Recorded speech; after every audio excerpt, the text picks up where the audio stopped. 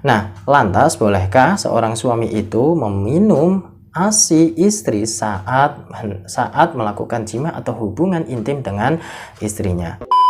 Assalamualaikum warahmatullahi wabarakatuh. Bismillahirrahmanirrahim. Alhamdulillah wassalatu wassalamu ala Rasulillah Muhammad bin Abdillah wa ala alihi wa sahbihi wa mawalah, amma ba'dah. Apa kabar sahabat semua? Semoga kita selalu dalam lindungan Allah Subhanahu wa taala, diberikan keberkahan rezeki, umur dan segalanya dalam hidup kita. Pada kesempatan kali ini saya akan sedikit menjelaskan tentang bolehkah seorang suami meminum atau menyusu air susu ibu atau ASI istri saat melakukan jima atau hubungan seks dengan istri kita. Apakah ada dampaknya atau bagaimana hukumnya secara Islam? Nah, sebelumnya istri yang dalam masa menyusui biasanya akan memiliki ASI yang banyak ketika memiliki anak atau setelah melahirkan anak. Nah, tetapi ketika seorang pasangan antara suami istri baru menikah, ya, itu biasanya akan mengeluarkan sedikit ASI, ya, atau mungkin bahkan tidak keluar, ya, mungkin, ya.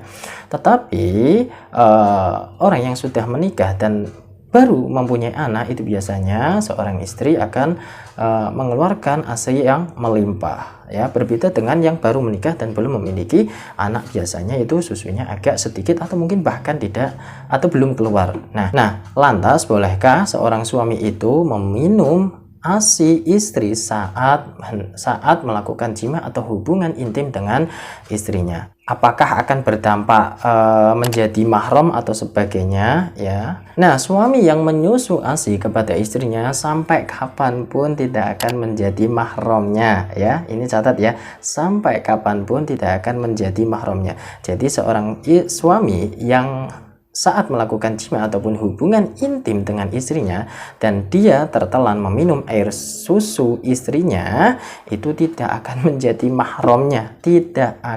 mahramnya, karena ada beberapa syarat-syarat tertentu, ada beberapa ketentuan-ketentuan yang memang berlaku di dalam hukum fikih. Nah, sebab apa? Karena jika menjadi mahram maka wajib hukumnya untuk bercerai, ya, tidak boleh menjalin hubungan suami istri karena sudah menjadi mahram. Menyusu yang bisa menjadikan mahram adalah kepada bayi yang berusia kurang dari 2 tahun. Jadi syarat untuk menjadinya mahram itu bayinya harus umurnya kurang dari 2 tahun. Kalau lebih dari itu tidak bisa menjadikannya sebuah mahram. Nah, lantas bagaimana seorang suami yang menyusu kepada istrinya saat melakukan hubungan jima dan menelan air susunya istri itu, apakah menjadi mahram? Tidak, karena syaratnya adalah bayi yang kurang dari 2 tahun. Nah, kecuali suaminya itu berumur kurang dari 2 tahun, makanya itu bisa menjadi mahram. Apakah ada suami yang umurnya kurang dari 2 tahun? Ya, coba kita logika saja ya. Jadi tidak mungkin ada suami yang umurnya kurang dari 2 tahun. Makanya seorang suami yang menelan air susu istrinya itu tidak akan menjadi mahram. Syarat selanjutnya yang menjadikan mahram itu adalah seorang bayi itu sudah disusui 5 kali dalam susuan. Jadi sebanyak 5 kali susuan, maka bayi tersebut itu berhak menjadi mahramnya. Misalnya seorang ibu itu tidak tega melihat anak tetangganya yang meneis karena ditinggal oleh ibunya. Akhirnya dia menyusuilah anak tersebut. Nah, itulah susuan yang pertama, ya. Susuan yang pertama karena tidak tega ibunya itu meninggalkan anaknya sehingga anaknya itu menangis, akhirnya disusui oleh orang tersebut.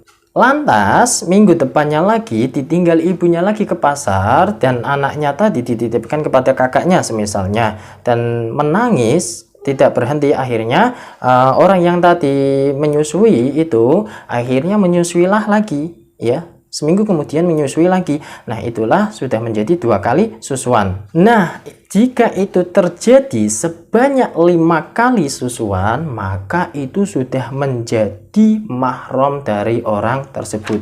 Maka jika ibu tersebut memiliki anak perempuan, ya, dan kebetulan saat dewasanya itu anak laki-laki menyukai anak perempuan ibu tadi yang menyusui anak laki-laki sampai 5 kali, itu tidak diperbolehkan nikah karena anak laki-laki tadi, anak tetangganya, sudah menyusui ibu tadi sebanyak 5 kali, makanya itu sudah menjadi mahram, ya.